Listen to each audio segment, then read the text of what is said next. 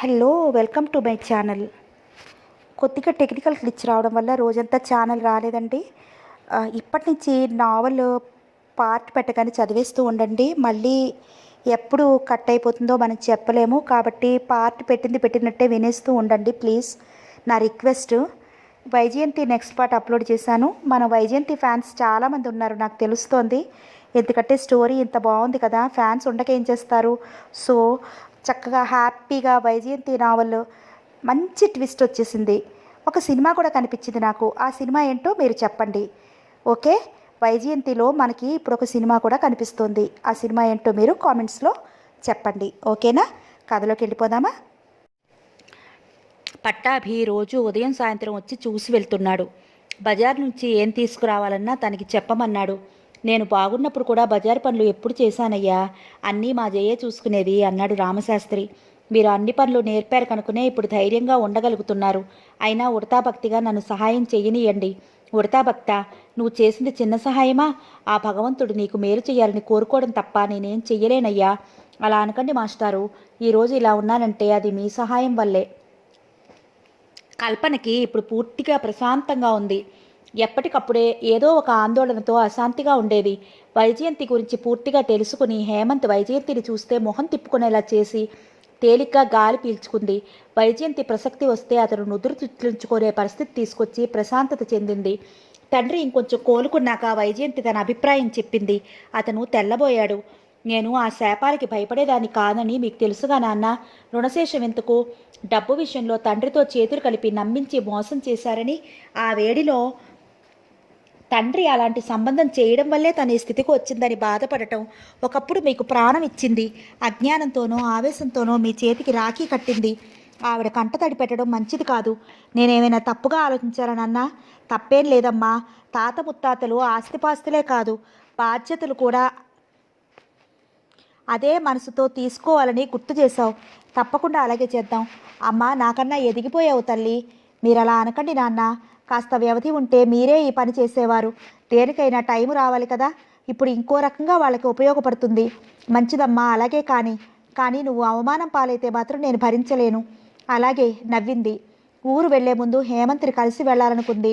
ఆ అవకాశం కోసం ఎదురు చూస్తోంది వైజయంతి. అతను కల్పనతో వస్తున్నాడు, వెళుతున్నాడు. ఆ నడకలో మొదట్లో ఉండే మందగొండితనం కానీ, మధ్యలో వచ్చే చురుకుతనం కానీ లేదు. ఆ నడక అంగలు వేస్తున్నట్లుగా ఉంటోంది. అతని నోటి వెంట ఆవేదనగా వచ్చిన మాటలు విన్న వైజయంతి స్టన్ అయిపోయింది. ఆ మాటలు వింటుంటే నవ్వాలో ఏడవాలో తెలియనట్టు గిరుక్కుని వెనక్కి తిరిగి వచ్చేసింది. అతని అమాయకత్వానికి, మంచితనానికి, ముఖ్యంగా అతని నిజాయితీకి ఆకర్షితురాలైన వైజయంతి తనను తన వ్యక్తిత్వాన్ని శంకించేసరికి తట్టుకోలేకపోయింది. బాధగా తల విదిలించింది. కాస్త మంచిగా తీయగా మాట్లాడితే ఏది చెప్తే అది నమ్మేస్తాడన్నమాట. ఆవేదనగా అనుకుంది. చరిత ఎప్పుడొచ్చిందో ఆమె చూడలేదు. బహుశా తన టాయిలెట్కి వెళ్ళినప్పుడు వచ్చిందేమో అనుకుంది. కల్పన బయటికి వెళ్ళడంతో అతనితో మాట్లాడదామని వెళ్ళింది. అతను ఒప్పుకుంటే కాస్త సుముఖంగా మాట్లాడితే అతన్ని కూడా తీసుకుని వెళ్ళి ఆ తల్లి అపోహను పోగొట్టి ఏ నేరం చేయని తన తండ్రి మీద వచ్చిన అపవాదును తొలగించి వేసి హేమంత్ ముఖంలో ఎప్పటిలా చిరునవ్వు చూడాలని అనుకుంది. ఆ ఉద్దేశంతోనే వెళ్ళింది. తనతో ఎక్కువ పరిచయం లేని చరితకి ఉన్నపాటి నమ్మకం పూర్తిగా నమ్మిన అతనికి లేదు. ఈ బాధను తట్టుకోలేకపోతున్నాను చరిత అంటున్నాడు. నువ్వు తొందరపడుతున్నావంటూ మందలిస్తోంది. నా మనిషి, నా ప్రాణంలో ప్రాణం, ఊపిరిలో ఊపిరి అన్న మనిషి మీద అనుమానం కలగకూడదు. దురదృష్టం కొద్దీ అలా కలిగితే అది ఇంకొకరి ఓదార్పుతో సేద తీరదామనుకోవడం వైజయంతి భరించలేకపోయింది. ఇక్కడ ఉద్యోగం చేయగలనా అనుకుంది. కానీ ఇప్పటికీ తన పరిస్థితి అలా అనుకోవడానికి లేదు. తనని శంకించిన ఆ మనిషి ఎదురుగా తను మసలక తప్పదు. ఈ బాధని గరళంగా మింగక తప్పదు. గట్టిగా కళ్ళు మూసుకుని గుటక మింగింది. ఆఖరికి తండ్రికి కాలు తీసేసినప్పుడు కూడా ఇంతగా రంపపు కోతని అనుభవించలేదు. ఆమె ఇంత బాధపడుతున్నా ఆమె దీనికంతటికీ కారణం కల్పన అని కూడా గ్రహించలేకపోయింది. అలా గ్రహించి ఉంటే ఎంతటి గడ్డు పరిస్థితినైనా ఈ ఆఫీసులో ఉండేది కాదు. ఎంత కష్టమైనా ఎదుర్కొనేది. సాయంత్రం వరకు ఆఫీసులో ఎలా గడిపిందో ఆమెకే తెలియదు. ఏంటి, ఏమైంది జయ, నాతో చెప్పవు? దోసిట్లో ముఖం దాచుకుని కదిలి కదిలి ఏడుస్తున్న ఆమెను చూసి కంగారు పడిపోయింది హనీషా. రెండు చేతులు తీయడానికి ప్రయత్నించింది. లాభం లేకపోయింది. తండ్రికి యాక్సిడెంట్ అయ్యి అంత ప్రమాదం జరిగినప్పుడు కూడా ఎంతో గుండె నిప్పరంతో ఎదుర్కొన్న ఆమె ఇప్పుడు ఇలా ఏడుస్తుంటే ఏమైందో ఊహించలేకపోయింది. ప్లీజ్ జయ, ఊరుకో. అసలు ఏం జరిగిందో నాతో చెప్పవు? హనీష అడుగుతున్న కొద్దీ వైజయంతికి దుఃఖం తెరతెరలుగా వస్తోంది. అతను ఊరు నుండి వచ్చినప్పటి నుంచి మాట్లాడకపోయినా, దానికి కారణం తెలిసినా ఇంత బాధపడలేదు. అతని అమాయకత్వానికి బాధపడిందంటే ఇన్నాళ్ల బాధ తరతరలుగా వచ్చేస్తోంది. ప్లీజ్ జయ, నువ్వు బాధపడుతుంటే చూడలేకపోతున్నాను. నేనేం సహాయం చేయలేకపోతున్నానంటే బాధగా ఉంది. ఊరుకోవు ప్లీజ్. హనీష గొంతు అదోలా అయిపోయింది. అంతవరకు ఆమె కళ్ళనీళ్లు పెట్టుకోవడమే ఎప్పుడూ చూడలేదేమో, ఏమైందో అని కంగారుగా ఉంది. కొంతసేపటికి వైజయంతి తేరుకుంది. జయ, లేచి ముఖం కడుక్కురా. హనీష ఆమెను బలవంతంగా లేపింది. హనీష టవల్ తీసుకొచ్చిచ్చింది. వైజయంతి అటాచ్డ్ బాత్రూంలోకి వెళ్ళి నీళ్లతో ముఖం కడుక్కు వచ్చి టవల్తో ముఖం తుడుచుకుంది. కళ్ళు ఎర్రగా ఉన్నాయి, ముక్కు ఎర్రగా కందినట్టుంది. ఆమె ముఖం కడుక్కుని వచ్చేసరికి హనీష లోపలికి వెళ్ళి గబగబా టీ తీసుకొచ్చింది. గది తలుపు లోపల బోల్ట్ పెట్టేసింది. వైజయంతి వచ్చి సోఫాలో కూర్చున్నాక ఆమెకి ఓ కప్పు ఇచ్చి తనొకటి తీసుకుంది. ఇద్దరూ మౌనంగానే టీ తీసుకున్నారు. ఖాళీ కప్పులు ఓ పక్కన పెట్టేసి టేప్ రికార్డర్ ఆన్ చేసింది. సన్నగా ఏదో మ్యూజిక్ వస్తోంది. తర్వాత మెల్లగా అంది హనీష. జయ, ఏం జరిగింది?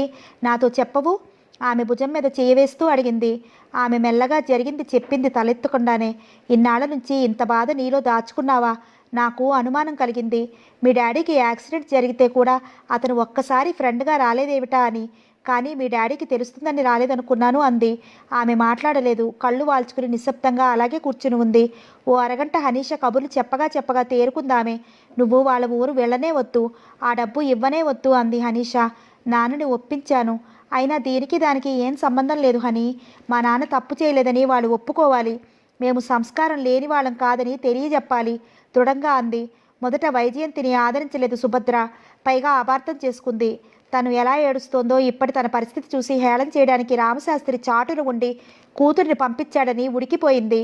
మంచి వాళ్ళకి చెడు, చెడ్డవాళ్ళకి మంచి చేస్తాడని, న్యాయం లేదని ఆ దేవుణ్ణి తిట్టుకుంది. వైజయంతిని తన కూతురితో పోల్చుకుని ఈర్ష్య చెందింది. ఆమెని నానా మాటలు అంది. రామశాస్త్రిని నిందించింది. ఇదిగో తన ధర్మమా అని ఇలా ఉన్నామని చెప్పి సంతోషించమను ఆవేశంగా అంది. వైజయంతి అన్నీ సహనంతో భరించింది. తండ్రి అన్నట్టుగా తొందరపాటు మనిషి. ఒక రకంగా చెప్పాలంటే ఆనాటి అజ్ఞానం ఇంకా ఆవిడలో పోలేదనే అనిపించింది. ఆవిడ అనవలసినవన్నీ అనేశాక ఆవేశం తగ్గింది. తర్వాత నిర్లిప్తంగా ఉండిపోయింది. అప్పుడు తన వచ్చిన పని చెప్పింది వైజయంతి. ఇప్పుడు రామశాస్త్రి తన తప్పు తెలుసుకుని పశ్చాత్తాపడుతున్నాడు అనుకుంది. ఆవిడ పెదవుల మీద హేళంతో కూడిన నవ్వు పెదవుల మీద నాట్యం చేసింది. మీ నాన్న ఇంత బలహీనుడని ఆ రోజుల్లో నేను గ్రహించలేకపోయాను. చేతులు కాలేక ఆకులు పట్టుకోవడం అతనికి అలవాటే. నిర్లక్ష్యంగా నిరసనగా అంది. ఈ తల్లి పోలికే ఆ కొడుక్కి వచ్చిందేమో అనిపించింది ఆ క్షణంలో. వీళ్ళకి ప్రేమించే హృదయం ఉంది కానీ అర్థం చేసుకునే మనసు లేదు. సహనం, నిదానం అంతకన్నా లేదు. నిజమే ఆంటీ, బాగా చెప్పారు. చేతులు కాలేక ఆకులు పట్టుకోవడం అవివేకముగా కానీ మీరనేది ఆ చేతులు కాల్చుకున్నదెవరు? చేతులు కాలేక కూడా ఆకు జోలికే పోనని భీష్మించుకుని కూర్చున్నదెవరు? మీది అమాయకత్వం అనాలో పెద్దవారు. నేనేమైనా బాగుండదు. ఇప్పటికీ మీరు ఆనాటి అమాయకత్వంలోనే ఉన్నారంటాను అంటూ తండ్రి చెప్పిందంతా చెప్పేసింది, మొన్న కాలు తీసేయడం వరకు. అయినా మా నాన్న ఆత్మస్థైర్యం కోల్పోలేదు. అన్నీ మనం అనుకున్నట్లు జరగవు. మనిషి అన్నాక జీవితంలో రాజీ పడక తప్పదు. ఎన్నో ఎదురు దెబ్బలు తగులుతాయి. వేలుకి దెబ్బ తగిలిందని కాళ్ళే నరికేసుకుంటామా? దెబ్బ తగిలిన రోజు మందు వేసుకుంటాం. తగిలిన దెబ్బ మానేలా చూసుకుంటాం. దెబ్బ మాని పెచ్చుకట్టే వరకు కాస్త కుంటుతూ నడుస్తాం. జీవితంలో ఏదైనా అంతే. గోరంత దాన్ని కొండంత చేసుకుని జీవితాన్ని వ్యర్థం చేసుకుంటే నష్టపోయేది ఎవరు చెప్పండి? సుభద్ర దోసిట్లో మొహం పెట్టుకుని ఏడ్చేసింది. వైజయంతి కంగారు పడిపోయింది. ప్లీజ్, నా మాట మీ మనసును నొప్పిస్తే క్షమించండి సుభద్ర భుజం మీద చెయ్యి వేస్తూ అంది. సుభద్ర కళ్ళెత్తి కన్నీళ్లతోనే ఆశ్చర్యంగా చూసింది. ఆ కళ్ళల్లో ఇందాకటి కోపం కానీ, ఈర్ష్య కానీ, ఈసడింపు కానీ లేవు. ఆ తండ్రికి తక్క కూతురు అనిపించింది. వైజయంతి చేయి పట్టుకుని తన పక్కన కూర్చోపెట్టుకుంది. నీ పేరేమిటన్నావు అంది. వైజయంతి అబద్ధం చెప్పదలుచుకోలేదు. వైజయంతి అంది.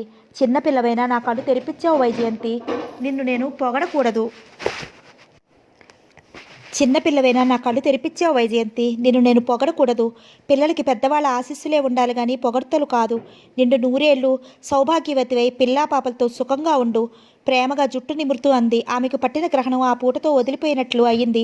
ఎప్పుడూ లేని మనసు ఎంతో తేలిక పడినట్టుగా ఉంది. వైజయంతి తలదించుకుంది. తర్వాత ఆవిడ వైజయంతితో ఎన్నో కబుర్లు చెప్పింది. అభిమానంగా, ఆప్యాయంగా మాట్లాడింది. మీ నాన్నని చూడటానికి రాలేకపోతున్నాను, ఏమీ అనుకోవద్దని చెప్పు. నాకు కాస్త తిరిగే ఓపిక వచ్చిందంటే ఆవిడికి దుఃఖం వచ్చింది. రెక్కలు కట్టుకుని వచ్చి మీ నాన్న పాదాల మీద వాళ్తాను. అసలు నా మొహం చూస్తాడా అని సందేహంగా ఆగిపోయింది. అలా ఎప్పుడూ అనుకోకండి.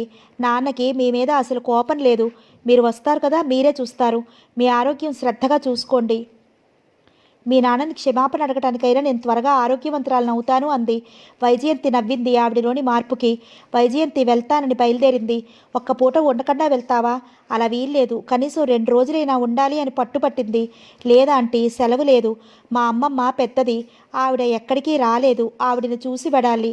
కనీసం ఒక్కరోజైనా తన దగ్గర ఉండద్దే ఊరుకోదు. బాధపడుతుంది. ఏమీ అనుకోకండి మృదువుగా అంది. ఇంకేమంటాను, ఉండు, నా చేత్తో పలహారమైనా చేసి పెట్టని అని పిల్లల సాయంతో వైజయంతి వారిస్తున్న వినకుండా పూరీలు కూర చేసి పెట్టింది.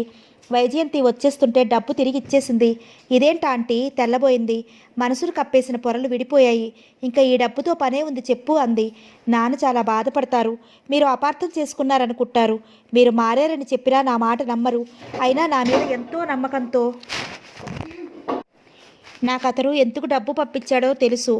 అందులో కష్టంలో ఉండి కూడా అతను డబ్బు పంపాడంటే అతని మనసు ఎంత దెబ్బతిందో నేను అర్థం చేసుకోగలను. జరిగిన దానికి ఇప్పటికే చాలా సిగ్గుపడుతున్నాను. అలా ఎప్పుడూ అనుకోవద్దా ఆంటీ. నాన్న అభిమానంతోనే పంపారు. ఆ అభిమానాన్ని మీరు తిరస్కరిస్తే నిజంగా బాధపడతారు. లేదంటే మీరు వస్తున్నారు కదా, 4 అడిగేసి మీరే ఇచ్చేయండి, ఏమంటారు అన్నట్టు చూసింది. ఆ చూపుకి సుభద్ర నవ్వింది. ఏమంటాను? మెత్తగా నా నోరు కట్టేశావంటాను. నీతో నెగ్గటం చాలా కష్టం సుమా అంది. అందరికీ చెప్పి వైజయంతి వచ్చేసింది.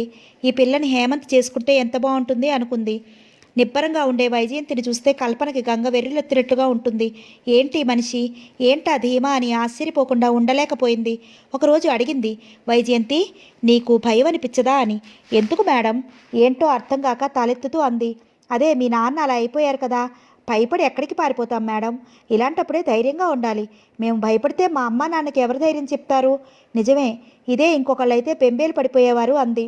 సెలవు ఇమ్మంటే ముఖం ముడుచుకునే మనిషి ఇంత శ్రద్ధగా అడగటం ఏమిటో అర్థం కాలేదు.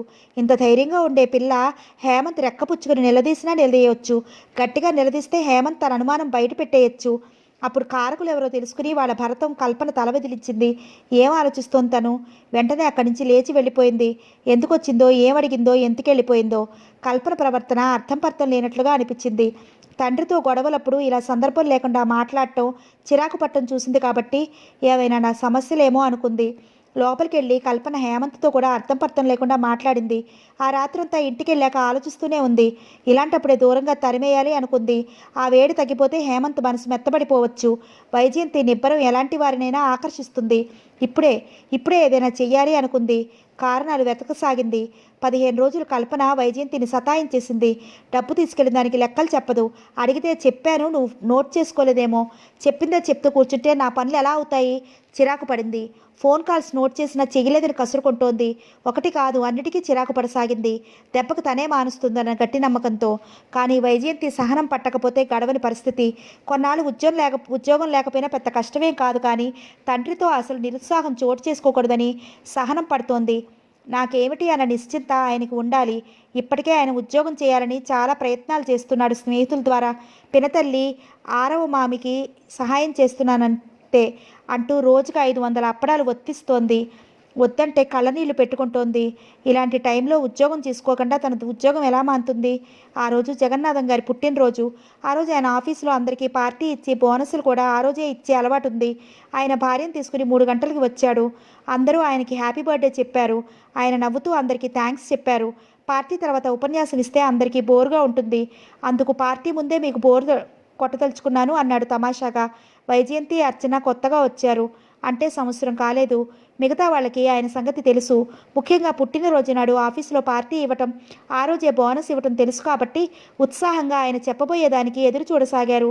మొదట ఆయన ఎంత కష్టపడి పైకి వచ్చాడో చెప్పాడు. ఎవరికైనా పట్టుదల, కృషి ఉంటే సాధ్యం కానిదంటూ ఏమీ లేదని, బద్ధకం, అశ్రద్ధ మనిషిని పాతాళానికి అణగతొక్కేస్తుందని, ఆ బద్ధకం అనేదాన్ని దరికి చేరనీయకూడదని చెప్పాడు. మీరంతా ఉరకలేసే వయసులో ఉన్నారు. ఇప్పుడు దేని మీద మనసు ఎక్కువగా మొగ్గు చూపుతుందో అందులో అంచెలంచెలుగా ఎదిగే అవకాశం ఉంది. అది మంచిదైనా చెడుదైనా అంతే.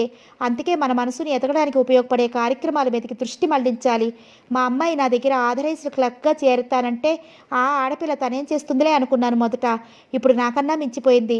అందుకే బాధ్యత అంతా ఆమె చేతుల్లో పెట్టేసి నిశ్చింతగా కూర్చున్నాను. ఇంతకీ నేను చెప్పొచ్చేది ఏంటంటే, కృషి పట్టుదల ఉంటే మనిషి సాధించలేనిదంటూ ఏమీ లేదు. ఇది మా అమ్మాయి సాధించిందని గర్వంతో చెప్పడం లేదు. మీ అందరూ శ్రేయోభిలాషిగా మీ మేలు కోరి మిమ్మల్ని ప్రోత్సహించడానికి చెప్తున్నాను. అందరూ సంతోషంతో క్లాప్స్ కొట్టారు. పార్టీ మొదలయ్యింది. Sweet hot cool drink ice cream అందరూ సరదాగా మాట్లాడుకుంటున్నారు. అందులో ఆయన ఇవ్వబోయే బోనస్ గురించి చాలా ఉత్సాహంగా ఎదురు చూస్తున్నారు. ఏ పార్టీలోనైనా సరదాగా కలిసిపోయే వైజయంతి ఈ పార్టీలో కలవలేకపోయింది. తను కన్నెత్తి చూస్తే చాలు, నవ్వితే చాలు అని ఎదురు చూసే హేమంత్ తనకి 4 అడుగుల దూరంలో నిలబడిన ప్లేట్లోనే దృష్టిని నిలబడేసరికి అక్కడి నుంచి పారిపోవాలనిపించింది. ఆమెకు అతను సావిత్రి పెళ్లిలో తనను చూసి సంతోషంగా ఆశ్చర్యపోవటం, చరిత నర్సింగ్ హోమ్ ఇనాగరేషన్ అప్పుడు రమ్మని పట్టుపట్టడం, తోటకి తీసుకెళ్లడం, మొహమాటంగా తన మనసులోని అభిప్రాయాన్ని చెప్పడం గుర్తుకొచ్చింది. నెమ్మదిగా కళ్ళెత్తి చూసింది. కొద్ది క్షణాల క్రితమే ముఖం ఎత్తి ఆమె కేసి చూసిన హేమంత్ ఆమె తన వైపు చూసేసరికి చూపులు మళ్లించేసుకున్నాడు. అతనికి పాత దృశ్యాలు కళ్ళ ముందు మెదిలాయి. ఆమె అల్లరి కబుర్లు, హనీషా ఇంటర్వ్యూకి రావడం, వైజయంతి గొంతు పూడుకుపోయిందని సౌంగ్య చేయడం. అతను దూరంగా వెళ్ళిపోయాడు. ఆమె కూడా మెల్లగా ఇంకో వైపుకు వెళ్ళిపోయింది. పార్టీ అయిపోయింది. అందరికీ బోనస్లు ఇచ్చారు. కల్పన, వైజయంతికి, అర్చనకి ఏడాది కాలేదు కాబట్టి లెక్క కట్టి ఇమ్మంది తండ్రిని. దానికి ఆయన ఒప్పుకోలేదు. అది వరకు వైజయంతి గొప్పగా పనిచేస్తుందని చెప్పడం విన్నాడు. కొద్ది రోజుల కోసం ఆ ఇద్దరికి తగ్గించి నలుగురిలో చిన్నబుచ్చడం తనకిష్టం లేదన్నాడు.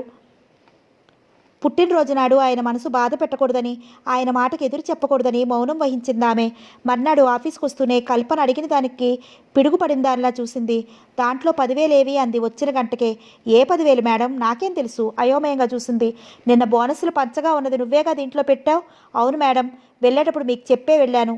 మీరు తీసుకెళ్తారనుకున్నాను, తీసుకెళ్ళలేదా అయోమయంగా అంది వైజయంతి. నేను తీసుకుంటే నిన్నెందుకు అడుగుతాను. ఇంచుమించుగా అందరితోనూ మేము వెళ్ళిపోయాం. ఆమెను కనిపెట్టాలన్నట్లు చూస్తూ అంది. వైజయంతికి ఒళ్ళు చల్లగా అవుతున్నట్లు అనిపించింది. కల్పన అలా చూస్తుంటే కంపరం పుట్టసాగింది. మీరనేది ఏంటి మేడం, మామూలుగా అయిపోతూ అడిగింది. అనడానికి ఏముంది, ఆ బీరువా తాళం ఒకటి నీ దగ్గర, మరొకటి నా దగ్గర ఉంటుంది. ఆఫీసులో ఉండే క్యాష్ సంగతి ఎప్పుడు నువ్వే చూసుకుంటున్నావు. నీ చేతికిచ్చి వెళ్ళిపోయాను. ఆఫీస్కి రాగానే అర్జెంటుగా డబ్బు కావాల్సి చూశాను. నిన్నంతా చాలా హడావిడిగా ఉంది. అందరూ తిరుగుతున్నారని పొద్దున్నే ఇచ్చేయవచ్చని ఇంటికి తీసుకెళ్లావేమో అనుకున్నాను. అందుకే అడుగుతున్నాను. వైజయంతికి కోపం, బాధ రెండూ కలిగాయి. ఎంత హడావిడిగా ఉన్నా ఆ డబ్బు ఇంకొకరు తీసే అవకాశం లేదు. సాధారణంగా 10-15 వేలు సాయంత్రానికి అయిపోతే ఆఫీసులోనే పెట్టేస్తుంది. కల్పన ఇంటికి తీసుకెళ్లదు. ఆమె అన్నట్లుగా ఇద్దరి దగ్గర చెరుకు తాళం చెవి ఉంటుంది. వైజయంతికి బుర్ర పనిచేయడం మానేసింది.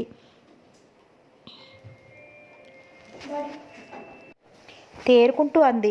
నాకు తెలియదు మేడం, మీరు ఇచ్చింది దాంట్లో పెట్టాను. ఆ సంగతి మీకు చెప్పాను. తర్వాత ఆ రూమ్లో కూడా నేను వెళ్ళలేదు. చాలా ఖచ్చితంగా అంది. ఓకే అంటూ అదోలా తల ఊపి వెళ్ళిపోయింది. వైజయంతి కుర్చీలో కూలబడిపోయింది. చేతులే కాదు, తల కూడా చల్లగా అవుతున్నట్లుగా అనిపించసాగింది. అది అబద్ధం అని తెలుసు. ఎందుకు ఇలా ప్రవర్తిస్తోంది? 10-15 రోజులుగా చిరాకు. ఈరోజు ఇది ఎందుకు? ఏమిటో కారణం ఆలోచిద్దామనుకున్నా బుర్ర పనిచేయలేదు. ఆ రోజు పని ఏమీ చేయలేకపోయింది. తెచ్చిన లంచ్ అలాగే ఉంది. సాయంత్రం 6 గంటలు దాటుతుంటే వైజయంతిని పిలిచింది కల్పన. అప్పుడు అక్కడ హేమంత్ లేడు. సారీ వైజయంతి అంటూ ఓ కవర్ ఆమె ముందుకు జరిపింది. వైజయంతి మనసు అవమానంతో ఉడికిపోయింది. మేడం అంది గట్టిగా. నువ్వు అల్లరి చేసుకుంటారంటే అది నీ ఇష్టం. నలుగురికి తెలియకూడదని సాయంత్రం వరకు ఓపిక పట్టాను. ఎవరి ఇబ్బందులు వారివి. నేను ఎవరిని తప్పు పట్టను. గొడవ నాకు ఇష్టం లేదు. కుర్చీలో నుంచి లేచి నిలబడింది. అంటే ఆవేశంగా అంది. నాకు ఇబ్బంది అని అది నేను తీశానని నేను అనలేదు. ఆ మాట అనలేదు అంటూనే అభిప్రాయం బయట పెట్టారు. దొంగతనం చేసి పొట్టగడుపుకునే వంశం కాదు మాది. కష్టించి పనిచేస్తాం, ఉన్నదాంతో తృప్తి పడతాం, నిజాయితీగా జీవిస్తాం. లేని దానికోసం పరుగులు పెట్టి బుర్రలు పగలగొట్టుకోం మేము. నా పని నచ్చకపోతే నన్ను తీసేయాలని అనుకుంటే ఒక్క మాట చెప్పినా నేను ఆ రోజే వెళ్ళిపోయేదాన్ని. దానికి ఇంత తతంగం కావాలా? ఎవరు తీశారో నాకన్నా మీకే ఎక్కువ తెలుసు. ఈ సంఘటనకు మీరు పశ్చాత్తాపపడే రోజు రాకపోదు. విసురుగా బయటకు వచ్చేసింది. సరిగ్గా అప్పుడే హేమంత్ వస్తున్నాడు. ఆఖరి 4 మాటలు అతని చెవిని పడ్డాయి. ఆమె ఆవేశంతో, ఆవేదనతో, ఏడుపు ఒక్కటే తక్కువగా ఉన్న ముఖం చూసేసరికి అలాగే నిలబడిపోయాడు. అతనికి ఒక్క క్షణం ఆగిన వైజయంతి విసురుగా వెళ్ళిపోయింది. అతన్ని చూసి క్షణం ఆగిన వైజయంతి విసురుగా వెళ్ళిపోయింది. అతను మెల్లగా లోపలికి వచ్చాడు. కల్పన మామూలుగా కనపడింది. వైజయంతి అంత కోపంగా అన్నదానికి చిరాకు కూడా ఆ మొహంలో కనపడలేదు.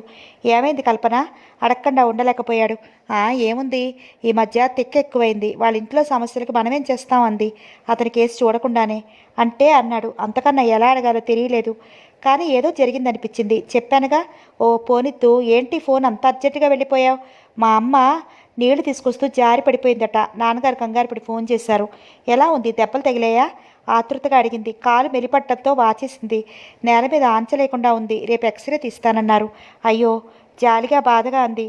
ఉద్యోగం పోయినట్లు అప్పుడే ఇంట్లో చెప్పదలుచుకోలేదు వైజయంతి. హనీష చాలా బాధపడింది. కానీ స్తోమత ఉండి ఏమీ సహాయం చెయ్యలేకపోయానే అని బాధ. తండ్రి సంగతి తెలుసు. ఒకవేళ తను ప్రతిమాని ఇప్పించినా తండ్రి ఎప్పుడైనా ఏదైనా అనేస్తాడు. అప్పుడు వైజయంతిని ఇంకా బాధ పెట్టినట్లవుతుంది. ఎలా అని ఆలోచించింది. అందులో ఇప్పుడు తండ్రి ఉద్యోగం పోయి చాలా బాధలో ఉన్నాడు. ఆఖరికి తండ్రిని అడిగింది. డాడీ, జయ చాలా మంచి అమ్మాయి, చాలా శ్రద్ధగా వర్క్ చేస్తుంది. మీరు ఉద్యోగం ఇస్తానంటే తనకి చెప్తాను. ఓ ఓ వారం రోజుల క్రితమే కదా ఇద్దరిని అపాయింట్మెంట్ చేశాను. నీకు తెలీదా? అంటే నువ్వు ఆఫీసులో ఎవరు వస్తున్నారో ఎవరు మానేస్తున్నారో కూడా పట్టించుకోవన్నమాట. నా బాధపడలేక వస్తున్నావన్నమాట. ఆ నిర్లక్ష్యమే ఉండకూడదు. అందులో డాషింగ్గా ఉండవలసిన ఈ వయసులో ఇంత నిర్లక్ష్యమా? Damn insult. అందుకే పర్సనాలిటీ డెవలప్మెంట్ కోర్సులో చేరమన్నాను. నీకు ధైర్యం లేదు. అందుకే పనిని తప్పించుకుని తిరుగుతున్నావు. రెప్పవేయటం, ఊపిరి పాల్చడం మెచ్చిపోయిన దానిలా తనకేసి అలాగే చూస్తున్న కూతుర్ని చూసి ఆగాడు. హనీష ఎరక్కపోయి అడిగాననుకుంది. తండ్రి ఇంకేమీ అనకపోతే వెంటనే అక్కడి నుంచి వెళ్ళిపోయి ఇంకెప్పుడు ఉద్యోగం దగ్గర ఉండకూడదు, ఉద్యోగం గురించి అడగకూడదు అనుకుంది. ఒకవేళ తండ్రి ఉద్యోగం ఇచ్చినా తండ్రి దగ్గర ఉద్యోగం చేయదని కూడా అనుకుంది. అంతలో ఫోన్ మోగింది. హనీష బ్రతికాన్ దేవుడా అనుకుని అక్కడి నుంచి మెల్లగా జారుకుంది. వైజయంతి కల్పన వేసిన నిందకు 2 రోజులు చాలా బాధపడింది. ఆ బాధను మర్చిపోవడానికి చాలా శక్తిని కూడదూసుకోవాల్సి వచ్చింది. వారం రోజుల కన్నా ఎక్కువ దాచలేకపోయింది. తండ్రి దగ్గర దాచకుండా అసలు సంగతి చెప్పేసింది. మనకి చెడ్డ రోజులు నడుస్తున్నాయి. దీన్ని భరించక తప్పదు. భగవంతుడు పరీక్ష పెడుతున్నాడు అన్నాడు. జయ, బాధపడుతున్నావా అని అడిగాడు. ఉద్యోగం పోయినందుకు నేను బాధపడటం లేదు నాన్న. కానీ దానికే నేను అంటున్నాను. ఆవిడ నీ దగ్గర అబద్ధమాడి నింద వేసినా ఒంటరిగా ఉన్నప్పుడు మానసికంగా వాళ్ళు శిక్ష అనుభవిస్తారమ్మా. జరిగిన దానికి ఏమీ బాధపడనని మాట ఇయ్యి. ఇప్పుడు నేనేం బాధపట్టలేదు నాన్న. 2 రోజులు బాధపడిన మాట నిజమే. వైజయంతి వాంటెడ్ కాలం చూస్తోంది. అప్లికేషన్స్ పడేసేవి రాసి పడేస్తోంది.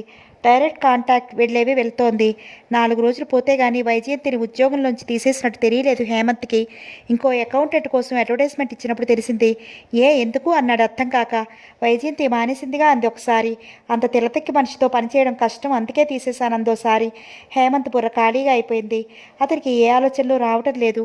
వారం రోజులకే చాలా స్తబ్దుగా అయిపోయాడు. ఒక్క మాటలో చెప్పాలంటే వైజయంతితో పరిచయం కాని క్రితం ఎలా ఉండేవాడో ఇప్పుడు అలా అయిపోయాడు. తల దువ్వుకోవడంలో, డ్రెస్ చేసుకోవడంలో అసలు శ్రద్ధ లేకుండా పోయింది. మనిషి చాలా నలిగిపోయినట్లుగా అయిపోయాడు. ఆఫీసులో కూర్చోబుద్ధి కావటం లేదు. ఇంటికి వెళ్ళినా ప్రశాంతత లేదు. కాంతారావు గారు కల్పన తండ్రి వచ్చి వెళ్ళినప్పటి నుంచి సతాయించేస్తున్నారు. అంత మంచి సంబంధం హేమంత్ మూర్ఖత్వంతో పాడు చేసుకున్నాడని చాలా కోపంగా ఉన్నాడు. అల్లుడి చేత చెప్పించాడు, తెలుసున్న వాళ్ళ చేత చెప్పించాడు. అందరికీ మౌనమే సమాధానమవుతోంది. ఆఖరికి కూతుళ్ళు ఇల్లు ఆస్తి ఏవి ఇవ్వకండి, జలుబు వదులుతుంది, తెమ్మక్కలా తిని కూర్చోడానికి పెంచి పెద్ద చేసి చదువు చెప్పించింది అని సలహా ఇచ్చారు. ఈ మాత్రం సలహా ఆయనకి కూతుళ్ళు ఇవ్వక్కర్లేదు. చెప్పిన మాట వినకపోతే ఎలా చేయాలో ఆయనకి తెలుసు. కానీ కలిసి రాబోయే సిరి సంపదలకి హేమంత్ మొండితనమే మోకాలు అడ్డు పెడుతున్నాడు. అది ఆయన బాధ. చరిత దగ్గరికి వెళ్తే చివాట్లేస్తుంది. తోటకెళ్ళి కూర్చుందామంటే మనసును కలిచివేసే ఆలోచనలు వస్తాయి. ఎవరితోనూ చెప్పుకోలేక, తనని తానే ఓదార్చుకోలేక తనలో తానే నలిగిపోతున్నాడు. ఫ్రెండ్గా నీకేమీ సహాయం చేయలేకపోతున్నాను. హనీష బాధగా సిగ్గుగా అంది. వైజయంతి 4 చివాట్లేసింది. నువ్వు లేకపోతే నేనేమైపోయేదాన్ని? నేను ఇలా ఈ పరిస్థితిలో ఉండగలిగానంటే అది నీ స్నేహం వల్లే. నీ అభిప్రాయం అర్థమైంది. నన్నింతేనా అర్థం చేసుకున్నది? స్నేహం ఉన్న చోట సహాయం పొందటం నాకు ఇష్టం లేదని నీకు తెలియదా హనీ అంది.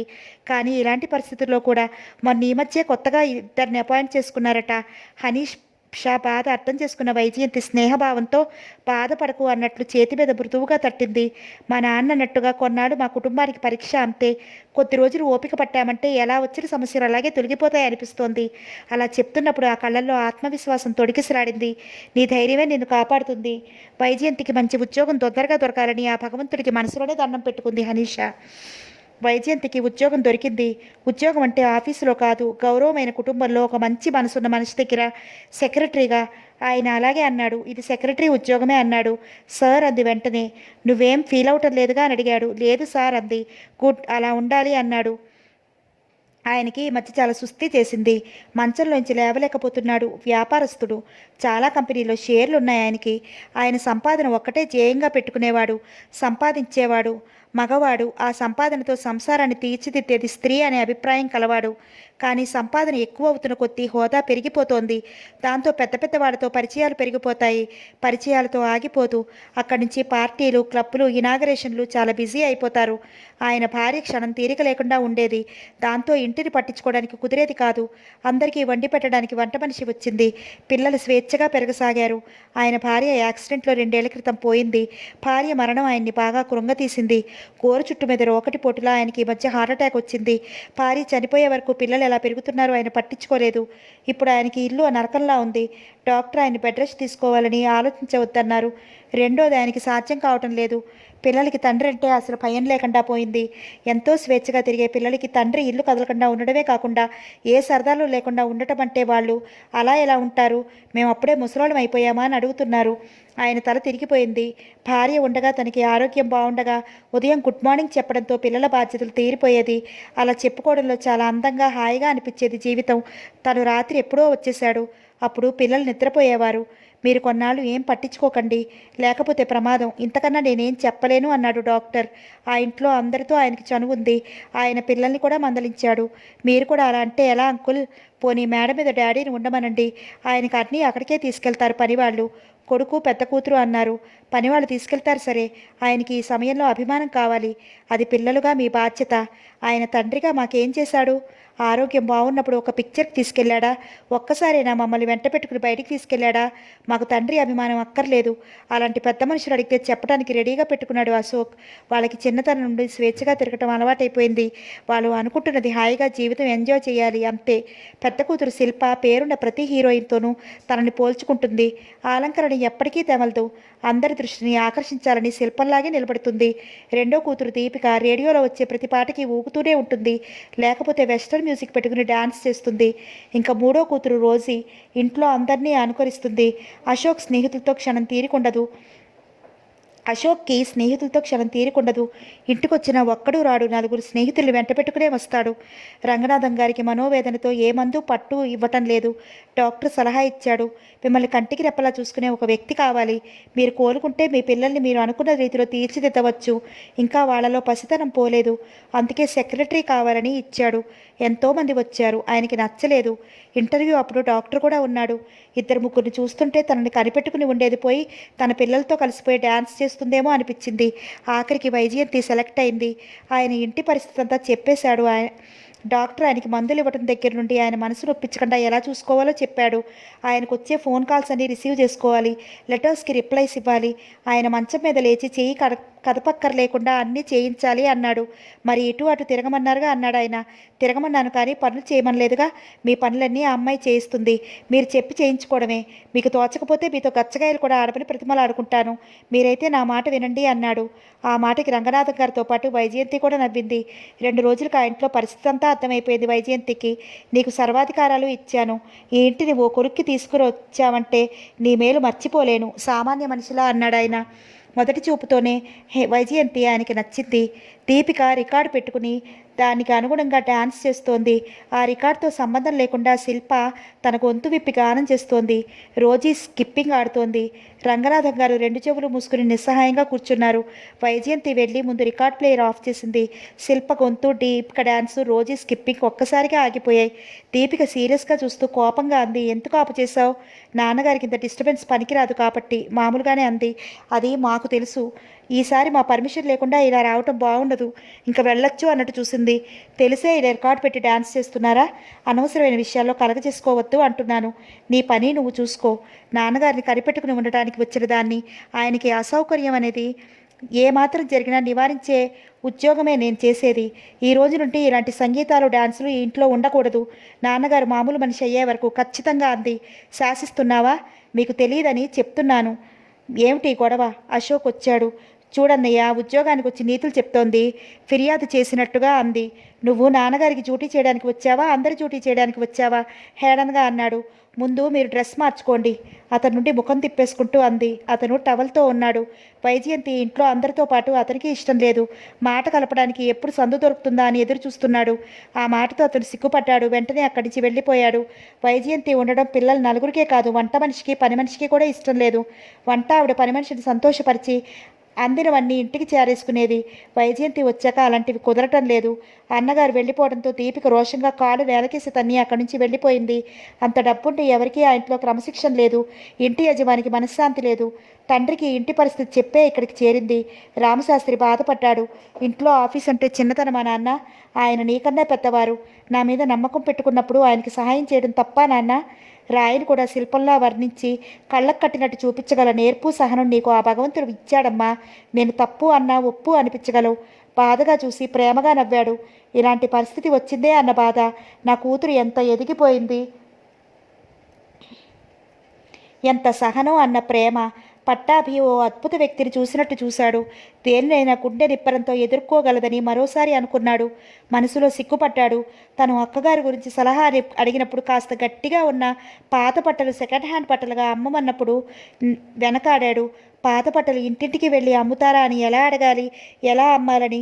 ఇప్పుడు వైజయంతి ఫలానా చోట చేరానని చెప్పగానే సారీ వైజయంతి గారు మనసులోనే క్షమార్పణలు చెప్పుకున్నాడు. వెంటనే ఆ పనికి పూనుకున్నాడు. నెల రోజులయ్యేసరికి ఆ ఇంట్లో కొన్ని మార్పులు వచ్చాయి. వంట మనిషి ఆట పూర్తిగా కట్ అయిపోయింది. దాంతో పని మనిషి కూడా ఒళ్ళు దగ్గర పెట్టుకుని పనిచేస్తోంది. ఇంట్లో వండి పారేయడానికి లేదు. అశోక్ స్నేహితులు టీ తాగితే వంట మనిషి వాళ్ళు భోజనం కూడా చేస్తారేమో, మళ్ళీ మళ్ళీ ఎవరు వంట చేస్తారని ఏకంగా వండేసేది. ఆ ఇంట్లో ఉదయం వండినవి అంత రుచిగా సాయంత్రం తినరు. అలా వండడానికి వీల్లేదని చెప్పేసింది. పెద్ద పెద్ద డాన్సులు రికార్డులు పెట్టకూడదు. ఆయన పడుకున్నప్పుడు అసలు ఎవరూ ఆయన డిస్టర్బ్ చేసే పనులు చేయకూడదు. దీపిక ఓ పట్టాన లొంగలేదు. డాక్టర్ గారు వాళ్ళని భయపెట్టాడు. చూడండమ్మా, అనవసరంగా సమస్యల్ని సృష్టించుకోకండి. ఈ అమ్మాయి వచ్చాక డాడీ ఆరోగ్యం 3 వంతులు బాగుపడింది. మీరు ఇలాగే ప్రవర్తించి ఆయన మనసును విరిచేశారంటే నష్టపోయేది మీరు, బాగుపడేది ఆ అమ్మాయి అన్నాడు. అంటే దీపిక కనుబొమ్మలు ముడిచింది. ఈ ఆస్తి, ఇల్లు డాడీ కష్టార్జితం కదా. తనకి అనారోగ్యంగా ఉన్నప్పుడు ఎవరు అభిమానంగా దగ్గరికి వస్తారో వాళ్ళ మీద ప్రేమ కలగడం, ఏం చేసినా రుణం తీర్చనుకోవడం, ఏదో ఒకటి చేసి రుణం తీర్చుకోవాలనుకోవడం మానవ సహజం. మీరు డాడీకి ఏం చేయలేకపోయినా శత్రువులుగా ప్రవర్తించకండి అన్నాడు.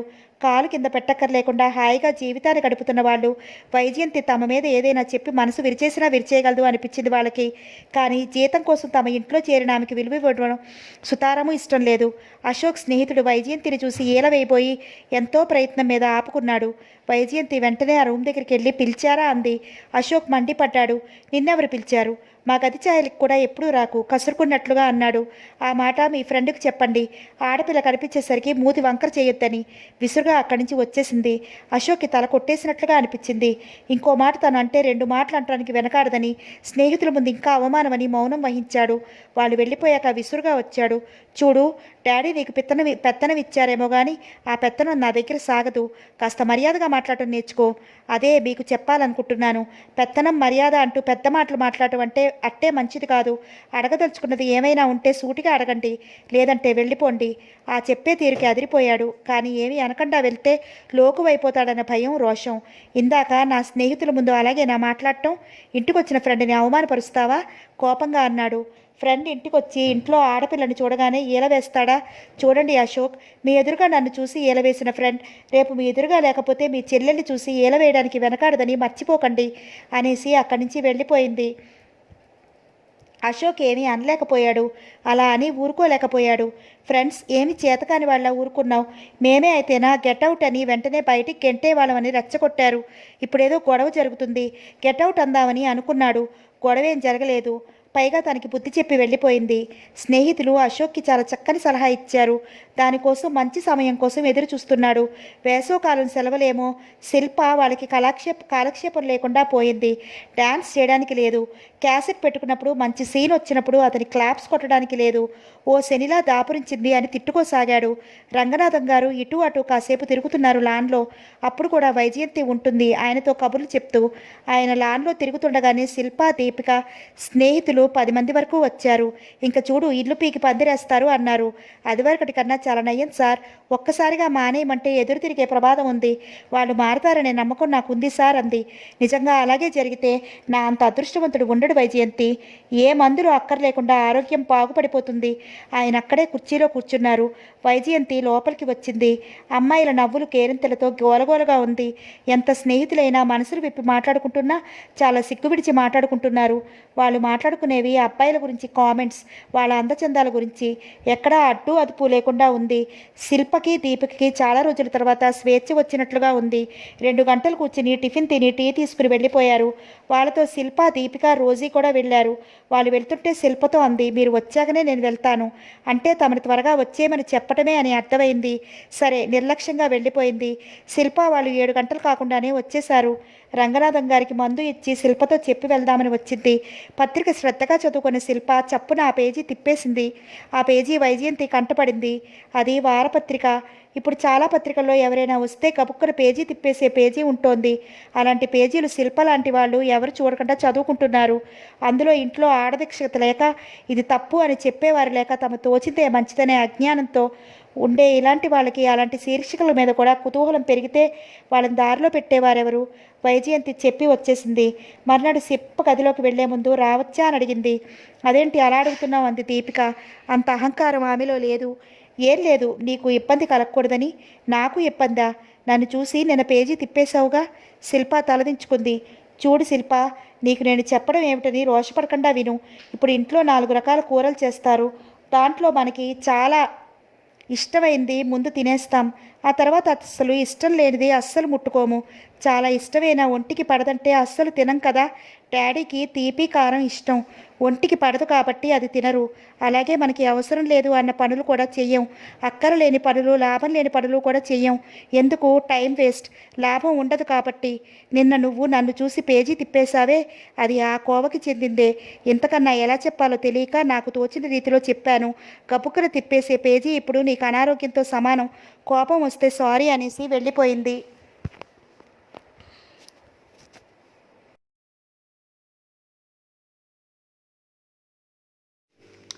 డాడీకి తీపి కారం ఇష్టం, ఒంటికి పడదు కాబట్టి అది తినరు. అలాగే మనకి అవసరం లేదు అన్న పనులు కూడా చెయ్యం. అక్కర్లేని పనులు, లాభం లేని పనులు కూడా చెయ్యం. ఎందుకు? Time waste. లాభం ఉండదు కాబట్టి. నిన్న నువ్వు నన్ను చూసి పేజీ తిప్పేశావే, అది ఆ కోవకి చెందిందే. ఇంతకన్నా ఎలా చెప్పాలో తెలియక నాకు తోచిన రీతిలో చెప్పాను. గబుక్కుని తిప్పేసే పేజీ ఇప్పుడు నీకు అనారోగ్యంతో సమానం. కోపం వస్తే సారీ అనేసి వెళ్ళిపోయింది. హేమంత్ని నవ్వించాలని చాలా ప్రయత్నాలు చేస్తోంది కల్పన. ఏదో ఒక ప్రోగ్రాం సైలెంట్గా వేసి ఆఖరి నిమిషంలో అతని సహాయం అడుగుతోంది. ఒకసారి నిజంగానే అనుకుని తప్పనిసరిగా వెళ్ళాడు. అది తనని తీసుకురావడానికి అని అర్థమయ్యి మరోసారి అతను ఒప్పుకోలేదు. ఇంత స్నేహితురాలనై ఉండి నీ బాధ ఏమిటో తెలుసుకోలేకపోయానంటే నా స్నేహానికి అర్థం లేదు. నీ బాధ ఏమిటో చెప్పు అంది. బాధ? కనుబొమ్మలు ముడిచి చూశాడు. మరెందుకలా ఉన్నావు? చెప్పాగా, ఇంటికెళ్తే ఒకటే సమస్య. ఆ మాట నేను ఒప్పుకోను. వాళ్ళ ముచ్చట తీర్చడం నీకు సమస్య. తీరుస్తుంటే వాళ్ళు వరుసగా ముచ్చట పడుతూనే ఉంటారు. ఆ మాటకి గట్టిగా నవ్వింది. వరుసగా ఏం ముచ్చట పడతారులే, పెళ్ళి, ఆ తర్వాత మనుమలు, అంతే. ఆ తర్వాత నీ జోలికి రారు. అతను మాట్లాడలేదు. ఇదే సమయమని తండ్రిని అతని దగ్గర పెళ్లి ప్రసక్తి తీసుకురమ్మంది. ఆయన హేమంత్ని మనిద్దరం కలిసి డిన్నర్ తీసుకుని చాలా రోజులైంది. ఈ రాత్రికి మా ఇంటికి రా అన్నాడు ఫోన్లో. ఈరోజు కుదరదు అంకుల్ అన్నాడు. ఏమైనా ప్రోగ్రాం ఉందా? చరిత్ర రమ్మని ఫోన్ చేసింది. తనని కలిసి చాలా రోజులైంది. రేపు తప్పకుండా వస్తావు కదా? లేదంటే నేనే వచ్చేస్తాను. ఆ తర్వాత నీ ఇష్టం. ఆయన గట్టిగా నవ్వాడు. హేమంత్కి స్మృతి కలపక తప్పలేదు. హేమంత్ చరిత నర్సింగ్ హోమ్కి వెళ్ళాడు. అంత నిష్ఠూరంగా మాట్లాడితే గాని రావన్నమాట అంది అతనికి ఎదురుగా కూర్చుంటూ. ఇవాళ పని లేదా? లేకపోతే నీ వైద్యానికి భయపడి నీకు విశ్రాంతి ఇస్తున్నారా? పనితో ఊపిరాడికే నీకు ఫోన్ చేశాను. బోరు కొట్టేస్తోంది హేమంత్. అందులో నిన్న వచ్చిన కేసు పెద్ద తలనొప్పి. భర్త మీద కోపంతో నిద్రమాత్రలు మింగింది. తను చచ్చిపోయాక భర్త మళ్ళీ పెళ్లి చేసుకోకూడదని రాసిపెట్టి మరీ మింగింది. స్పృహ వస్తూనే భర్త అప్పుడే ఎవరికోసమో వెళ్ళిపోయాడని, తను చచ్చిపోవడమే చాలనుకుంటున్నాడని గొడవ చేసింది. అబ్బా, తలా తోకాలేని మనస్తత్వం. మళ్ళీ చదువుకుంది. చెప్పు, ఏంటి సంగతులు? ఏంటి వైజయంతి మానేసిందట? ఎందుకు? నువ్వేమైనా అన్నావా అని అడిగింది. ఏమీ అనలేదన్నట్టు తల ఊపాడు. చాలా పొరపాటు చేసావు హేమంత్. నీ మనసులో ఏదైనా ఉంటే తనని అడిగేస్తే పోయేది. ఇప్పుడు చూడు ఎలా అయిపోయావో. అంతకన్నా గట్టిగా అనలేదు. అది వరకు గట్టిగా అనేసరికి రావడం మానేశాడు. కాస్త అటు ఇటు తిరుగుతుంటే ఆ బాధ మర్చిపోతాడని ఫోన్ చేసింది. ఎలా అయిపోయాను? డాక్టర్లకి అందరూ ఎలాగో ఉన్నట్లు అనిపిస్తారు. నవ్వాడు. నువ్వు నా ఫ్రెండ్వి. నువ్వు సంతోషంగా ఉంటే నాకు సంతోషమేగా. మాట మార్చేస్తూ రా ఇంటికి వెళ్దాం. అమ్మ ఒకటే కలవరిస్తూ ఉంది. నిన్ను చూసి చాలా రోజులైందని అంది. దారిలో కానీ ఇంటికి వెళ్ళాక కానీ వైజయంతి సంగతి ఎత్తలేదు. అదృష్టం కలిసొచ్చి వాళ్ళిద్దరూ కలవాలని మాత్రం కోరుకుంది. వైజయంతిని దూరం చేసుకుని అతను లోపలే బాధపడుతున్నాడని గ్రహించింది. కానీ వైజయంతి అలాంటిది అంటే మాత్రం నమ్మలేదు. లేకపోతే వైజయంతికి హేమంత్ అంటే అభిప్రాయం లేదా అనుకుంది.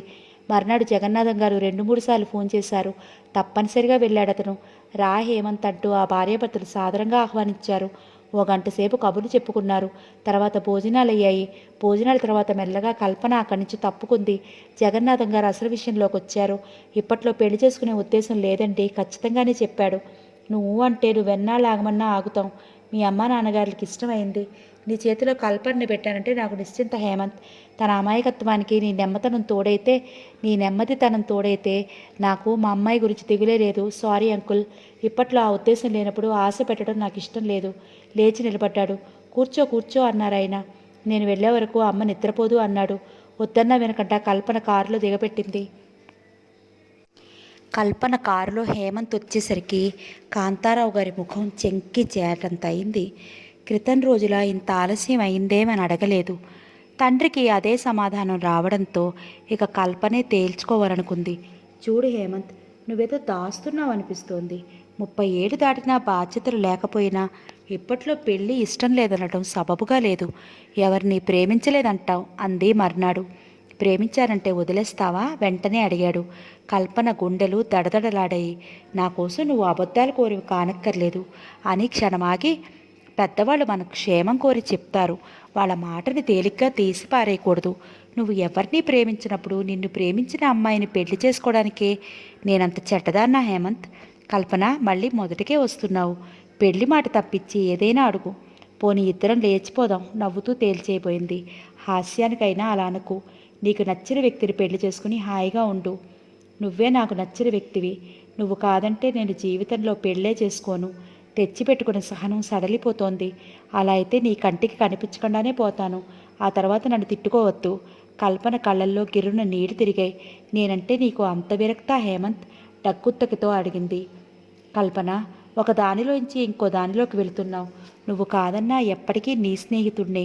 స్నేహితుడిగా నా సహకారం అన్ని వేళలా నీకుంటుందని చెప్పలేదు. ఇంత వ్యవహారం నడుపుతున్న దానివి ఈ ఒక్క విషయంలో నువ్వు చిన్నపిల్లలా ప్రవర్తిస్తావేంటి? మనసున్న వాళ్ళకి అర్థమవుతుంది. కాస్త మనసు పెట్టుకుని ఆలోచించు, నీకే అర్థమవుతుంది అంది. అతనికి చిరాకు కలిగింది. కానీ ఏమీ అనలేక మౌనం వహించాడు. కల్పన అయినా వదిలిపెట్టదలుచుకోలేదు. రోజు ఆ విషయం ఏదో రకంగా తీసుకొచ్చేది. తండ్రి ఈ సంవత్సరం పెళ్లి చేసి తీరతానంటున్నాడని, తనకి చావాలనిపిస్తోందని అనేది. జగన్నాథం గారు హేమంత్ ఇంటికి 2-3 సార్లు వెళ్ళారు. మా వాళ్ళు ఈ పక్క వీధిలోనే ఉన్నారు. దగ్గరికంటా వచ్చాం కదా అని మిమ్మల్ని చూసి వెళ్దామని ఇలా వచ్చామనేవారు. దాంతో కాంతారావు గారికి మళ్ళీ ఆశ చిగురించేది. చెప్పగా హేమంత్ మనసు మారుతుందని కల్పన అభిప్రాయం. జగన్నాథం గారిది కూడా అదే అభిప్రాయం. ఆఫీస్కి వస్తే కల్పన, ఇంటికి వెళ్తే తండ్రి పిచ్చెక్కించేస్తున్నారు. అదే మాట అన్నాడు చరితతో. గట్టిగా అంటే ఏడ్చేస్తుంది. నేనది చూడలేను. అక్కడ మానేటివే మంచిదేమో. వెనక్కి వాలి బాధగా కళ్ళు మూసుకున్నాడు. నీకు ఇష్టం లేదని చెప్పాక అదేమిటి? ప్రశ్నార్థకంగా కనులు ముడిచింది. ఏమో, నా మెదడు తినేస్తున్నారు అలసటగా అన్నాడు. మనిషి చాలా నలిగిపోయాడు. ఏదో ఉంది అనిపించింది చరితకి. కానీ పైకి ఏమీ అనలేదు. మానే, వాళ్ళకి లేని మొహమాటాలు నీకెందుకు? ఎలా అయిపోయావో ఒకసారి అర్థంలో చూసుకో. ఎప్పుడు నేను ఇలా చూడలేదు అంది. అది అంత తేలిక అనుకోని చరిత అన్నాడు. ఇన్ని విషయాలు వాడు నీ గురించి ఆలోచిస్తున్నారా హేమంత్? కొన్నాళ్ళు మీ ఊరెళ్ళిరా, మనసు ప్రశాంతంగా ఉంటుంది అని సలహా ఇచ్చింది. వైజయంతి కారు దిగి ఇంట్లోకి వెళ్ళింది. ఇల్లంతా నిశ్శబ్దంగా ఉంది. శిల్ప అని పిలిచింది. పలకలేదు. అసలు ఎవరూ లేరు. లోపలికెళ్ళి వంట మనిషిని అడిగింది. పెద్దమ్మాయి ఉంది. ఆ అబ్బాయి ఎవరో వచ్చాడు కదా, ఉన్న వాళ్ళిద్దరూ ఎక్కడికి వెళ్ళారో నాకేం తెలుస్తుంది? తలెత్తకుండానే చెప్పింది. వైజయంతి అంటే ఆవిడకి అస్సలు పడదు. ఎవరా అబ్బాయి? ఆమె శిల్ప గది దగ్గరికి వచ్చి శిల్ప అని పిలిచింది. జవాబు లేదు. గదిలోకి వెళ్ళింది. ఎవరూ లేరు. హాల్లోకి వచ్చి అలాగే నిలబడిపోయింది. తర్వాత మెల్లగా మేడ మెట్లెక్కింది. సగం మెట్లు ఎక్కేసరికి పైన ఏదో గొడవ జరుగుతున్నట్లుగా అనిపించి గబగబా మిగతా మెట్లు ఎక్కింది. పైన 2 గదులు, పెద్ద హాలు ఉంది. ఓ గది తలుపులు మూసి ఉన్నాయి. ఘర్షణ వినిపిస్తోంది. ఆమె మనసు కీడుని శంకించింది. శిల్ప అని తలుపు మీద కొట్టింది. ఘర్షణ ఆగిపోయింది. తర్వాత వెంటనే గది తలుపులు తెరుచుకున్నాయి. వెంటనే సుడిగాలిలా మహేష్ వెళ్ళిపోయాడు. వైజయంతి లోపలికి అడుగు పెట్టబోతోంది. వైజయంతి అంటూ ఏడుస్తూ ఆమెను చుట్టేసుకుంది శిల్ప. ఏంటి, ఏమైంది? ఎలా అడగాలో తెలియలేదు. ఏం జరిగిందోనన్న భయం. సమయానికి వచ్చి నన్ను రక్షించావు, వెక్కిళ్ళ మధ్య ఎలాగో అంది. ఆమె తేలిగ్గా ఊపిరి పీల్చుకుంది. వీపు మీద ఓదార్పుగా తడుతూ కూర్చో అంటూ అక్కడ మంచం మీద కూర్చోబెట్టి గ్లాస్తో నీళ్లు తీసుకొచ్చి ఇచ్చి కళ్ళు ముఖం తుడిచింది. పావుగంటకు కానీ మామూలు మనిషి కాలేకపోయింది. ఇంకా భయంతో వణుకుతూనే ఉంది. వైజయంతి ఒళ్ళో తలపెట్టుకుని అలాగే పడుకుంది. వైజయంతి ఏమీ అడగలేదు. కానీ మహేష్ శిల్పకి ఇష్టం లేకుండానే చొరవ తీసుకోబోయాడని గ్రహించింది. ఆ మాత్రం ముందు చూపు శిల్పకి ఉన్నందుకు సంతోషించింది. కింద నుండి డ్రైవర్ పిలుస్తున్నాడని వంట మనిషి వచ్చి చెప్పింది. ఒక అరగంట ఆగమనండి అంది. నువ్వు వెళ్ళొద్దు వైజయంతి, ఏడుపు గొంతుతో అంది. వెళ్ళంలే అందామె. డాడీకి ఈ విషయం చెప్పొద్దు, మళ్ళీ ఏడ్చింది. ఊరుకో, మీ డాడీకి అస్సలు చెప్పను, హామీ ఇచ్చింది. నేనంటే అసహ్యం వేస్తుందా అని అడిగింది. అలా ఎప్పుడూ అనుకోకు శిల్ప, నువ్వంటే ఎందుకు అసహ్యం? నువ్వెన్నో చెప్పేదానివి, నీ మాటలు కొట్టిపారేశాను. మహేష్ పెళ్లి చేసుకుంటానన్నాడు. డాడీకి ఆరోగ్యం పూర్తిగా నయమయ్యాక చెప్తామనుకున్నాను. కానీ మనిద్దరం ఎలాగో పెళ్లి చేసుకుంటాంగా అంటూ 2 చేతులతో ముఖం కప్పుకుని వెక్కి వెక్కి ఏడుస్తూ, సమయానికి నువ్వు రాకపోతే నేను చచ్చిపోయేదాన్ని. ఏం మాటలవి శిల్ప, శిల్ప అంటూ పైకి వచ్చిన అశోక్ శిల్పని వైజయంతిని చూసి ఆగిపోయాడు. అందులో శిల్పని చూసి ఆశ్చర్యంగా కనుబొమ్మలు ముడిచాడు. అతను రాగానే వైజయంతి కిందకి వచ్చేసింది. అన్నగారిని చూడగానే శిల్ప దుఃఖం రెట్టింపైంది. అన్నయ్య అంటూ అతన్ని కరుచుకుపోయింది. అతను కంగారు పడిపోయాడు. చెల్లెళ్ళంటే పెద్ద శ్రద్ధ ప్రేమ లేకపోయినా అయిష్టత లేదు. అందులో చెల్లెలు ఇలా ఎప్పుడూ ఏడవలేదు. వైజయంతి పక్కన ఉంది. ఏంటి, ఏమైంది అన్నాడు కంగారుగా. వెక్కిళ్ళ మధ్య అంతా చెప్పింది శిల్ప. అశోక్ నమ్మలేకపోయాడు. నోట మాట రానివాడలా నిలబడిపోయాడు. అతనికి వైజయంతి అన్న మాటలు వద్దనుకుండా గుర్తుకొచ్చాయి. మీ ఎదురుగా నన్ను చూసి ఏలవేసిన ఫ్రెండ్ రేపు మీరు ఎదురుగా లేనప్పుడు మీ చెల్లెల్ని చూసి ఏలవేయడానికి వెనకాడని మర్చిపోకండి. అతనికి రోషంగా సిగ్గుగా అనిపించింది. ఉండు, వాడి పని చెప్తాను అంటే కిందకొచ్చాడు. అశోక్ రాగానే మీరింట్లో ఉంటానంటే నేను వెళ్ళిపోతాను, ఎందుకంటే శిల్ప భయపడుతోంది అంది వైజయంతి. అశోక్కి తల కొట్టేసినట్టు అనిపించింది. సరిగ్గా ఆమె చెప్పినట్లే జరగటం. నేను అర్జెంటుగా వెళ్ళాలి అన్నాడు పూర్తిగా ఆమెకేసి తిరగకుండానే. మీరిప్పుడు మహేష్ దగ్గరికి వెళ్తారేమో. తప్పు చేసిన వాడెప్పుడు తప్పు తన మీద పెట్టుకోడు. ఆ నేరం శిల్ప మీద నెట్టితే అవమానం శిల్పకి అల్లరైపోతుందేమో ఆలోచించండి. ఆ మాటతో పూర్తిగా వైజయంతి కేసి తిరిగాడు. తన కేసి హేళనగా చూడటం లేదు. నేను జోస్యం చెప్పినట్లే అయిందన్న గర్వం లేదు. వేరే విషయంలో అయితే అతను ఇంత ఆలోచించేవాడు కాదేమో, మారేవాడు కూడా కాదేమో. కానీ తన చెల్లెలు తనతో ప్రాణంగా ఉన్నట్లు నటించి తన చెల్లెల మీదే అఘాయిత్యం చేయబోయాడంటే అందుకేనేమో దొంగతనం అంటగట్టి అయినా వైజయంతిని వదులుచుకోమని తనకు సలహా ఇచ్చింది. అతను తన గదిలోకి వెళుతూ నీకు వీలైతే ఓ అరగంట శిల్ప దగ్గరుండు అనేసి వెళ్ళిపోయాడు. వైజయంతి వంట మనిషిని కాఫీ తీసుకురమ్మని చెప్పి శిల్ప దగ్గరికి వచ్చింది. శిల్ప లేచి ముఖం కడుక్కురా అంది. శిల్ప లేవలేదు. ఎవరైనా చూస్తే రకరకాలుగా విమర్శిస్తారు. ఇంట్లో పని వాళ్ళకి ఆలోచించినట్టు అవుతుంది. వెళ్ళి ముఖం కడుక్కురా అని బాత్రూంలోకి పంపింది. వంట మనిషి కాఫీ తీసుకొస్తే అక్కడ పెట్టి వెళ్ళు అంది. వంట మనిషి వెళ్ళిపోయింది. ఇంట్లో అంత గొడవ జరుగుతుంటే వంట మనిషికి ఏమీ తెలియదు. జీతానికే కానీ తల్లి లేని పిల్లలని అభిమానం లేదన్న మాట అనుకుంది. అందులో వీళ్ళు కసిరి కొట్టేవారు, మనకెందుకు వాళ్ళ గొడవలని అనుకుందన్నమాట అనుకుంది. శిల్ప కాస్త స్థిమితపడ్డాక లేచి నిలబడింది. ఇక వెళ్తాను శిల్ప, అదే ఆలోచిస్తూ కూర్చోకు అంది. డాడీతో చెప్పావుగా, ఇంకా నాకు బుద్ధి వచ్చింది. భయం భయంగా చూసింది. చెప్పనన్నాక చెప్పను, అయినా నీ మీద చెప్తాననుకున్నావా? మీకన్నా కొంచెం పెద్దదాన్ని కనుక నాకు తోచింది చెప్పాను. జరిగింది మర్చిపో. బ్యాగ్ ఇక్కడ వదిలి వెళ్ళాను కనుక మళ్ళీ వెనక్కి వచ్చాను, కానీ లేకుంటే హాస్పిటల్ నుండి అలాగే వెళ్ళిపోయేదాన్ని. నా అదృష్టం బాగుంది, నువ్వు వెనక్కి వచ్చావు. వస్తానే, రేపు నేను వచ్చేసరికి నవ్వుతూ కనపడాలి అని వచ్చేసింది. ఇంటికి వచ్చేసరికి 8 దాటిపోయింది. రత్నావతి కంగారుగా గుమ్మంలోనే నుంచుంది, వైజయంతి కోసం ఎదురు చూస్తూ. రామశాస్త్రి పట్టాభితో కబుర్లు చెప్తున్నా ఆయన కూతురు రాలేదన్న ఆరాటంతో వీధిలోకే చూస్తున్నాడు. జయ వచ్చింది అని భార్య లోపలికి వచ్చేసరికి అమ్మయ్య అని తేలిగ్గా గాలి పీల్చుకున్నాడు. ఇంత ఆలస్యమైందేమ్మా అని అడిగాడు. ఆయన హాస్పిటల్కి వెళ్ళారు. వాళ్ళ డ్రైవరే వచ్చి దింపాడు అంది. పట్టాభి శుభవార్త చెప్పడానికి వచ్చి నీకోసమే ఎదురు చూస్తున్నాడు. ఏమండోయ్ అంది నవ్వుతూ. ఈ పిక్చర్తో నా వేషం హిట్ అయిందట. ఇంకో 4 పిక్చర్స్కి ఆఫర్స్ వచ్చాయండి. అతని ముఖం చాలా సంతోషంగా ఉంది. కంగ్రాచులేషన్స్, ఇవి కూడా హిట్ అయితే హీరో అయిపోతారేమో అంది నవ్వుతూ. థ్యాంక్స్ అండి. ఏమో మీ అందరి అభిమానం నన్ను ఇలా నిలబెట్టింది. మాదే ఉంది, అదృష్టం కలిసి రావాలి అంతే రామశాస్త్రి అన్నాడు. తల్లి చెప్పింది విని హేమంత్ తెల్లబోయాడు. అతనికి అర్థం కాలేదు. అప్పుడెప్పుడో ఇవ్వాల్సింది, అది కూడా తన తల్లి తండ్రికి ఇవ్వాల్సిన డబ్బు. తండ్రికి కాలు విరిగి ఉద్యోగం పోయాక చేతికందిన ఆ కాస్త డబ్బులో అతనికి నమ్మశక్యం కాకుండా ఉంది. ఏదో ఉంది అనిపించింది. సుభద్ర వైజయంతి గురించి గొప్పగా చెప్తోంది. అటువంటి పిల్ల నీకు తోడైతే నాకు దిగులు లేదురా. అసలే నువ్వు నోట్లో నాలుక లేనివాడివి అంటోంది. అతనికి ఆలోచించగా తను చరితతో చెప్పటం వైజయంతి విని ఉంటుందనుకున్నాడు. అప్పుడు వింటే విందులే అనే చెప్పాడు. ఇప్పుడు చెప్పు తీసి కొట్టినట్లుగా అలా చేసేసరికి అదోలా అనిపించింది. ఇప్పుడు ఆ డబ్బెందుకు తీసుకున్నావమ్మా అన్నాడు. సుభద్ర జరిగిందంతా చెప్పింది. ఆ పిల్ల వింది కానీ మీరు మా నాన్నని చూడటానికి వస్తారుగా, అప్పుడు మీరే ఇవ్వండి అంది అని చెప్పింది. ఆ డబ్బు ఉందా? 2000 ఖర్చు అయిపోయింది. తలదించుకుంది. ఆ డబ్బు వాడద్దమ్మా, ఆ 2000 నేను ఇస్తాను, వాళ్ళకి ఇచ్చేయి అన్నాడు. అతని మనసంతా గందరగోళంగా ఉంది. వారం రోజులు ఉందామని వచ్చిన వాడు 2 రోజులకు తిరుగు ప్రయాణం అయ్యాడు. తల్లి ప్రతిమలాడితే మళ్ళీ వస్తాను అన్నాడు. ఇక్కడికి రాగానే చరిత నానా చివాట్లు పెట్టింది. వైజయంతి మీద ఇంచుమించు దొంగతనం కట్టి వెళ్ళగొట్టింది. అంత నమ్మకంగా బాగా పనిచేసిన వైజయంతి మీద దొంగతనం మోపిందంటే తనకి అడ్డు వచ్చిన వాళ్ళని ఏదైనా చేయగలదు. నీకు అనుమానం కలిగించింది ఎందుకో తెలుసా? మీ ఇద్దరికీ మధ్య వైజయంతి అడ్డు తొలగించుకోవడానికి ఆఫీస్ బాయ్ని అడుగు, అన్నీ చెప్తాడు కోపంగా అంది. ఇన్నాళ్ళు నువ్వు అసలే బాధపడుతున్నావని ఊరుకున్నాను. నువ్వు వెళ్ళిన మర్నాడే ఆఫీస్ బాయ్ని పట్టుకున్నాను. వైజయంతి గురించి, కుటుంబం గురించి అన్నీ తెలుసుకురమ్మందిట. నువ్వు వైజయంతితో చూసిన అబ్బాయి వాళ్ళ ఇంట్లో అబ్బాయిలా మసులుతాడట. నువ్వు నాతో చనువుగా మాట్లాడటం లేదు. ఆ ఉద్దేశంతోనే నీకు చూపించింది. మీ అమ్మ మాటలతో కలత చెందిన నీ మనసుకి అది తప్పుగానే కనపడింది. మరీ ఇంత అమాయకత్వం అయితే ఎలా బ్రతుకుతావు? అభిమానంగా కసురుకుంది. చరిత చెప్పింది విన్నాక అతని తల తిరిగిపోయింది. వైజయంతిని చూడందే క్షణమైనా బ్రతకలేననుకున్నాడు. ఆ రోజు కల్పనతో ఆవేశంగా మాట్లాడి బయటికి విసురుగా రాగానే తనని చూసిన చూపు ఇప్పుడు అతనికి గుండెల్లో గుచ్చుకున్నట్లుగా అనిపించింది. జయ ఆర్తిగా అన్నాడు. వైజయంతి ఇంటికెళ్ళటానికి చనువు లేదు.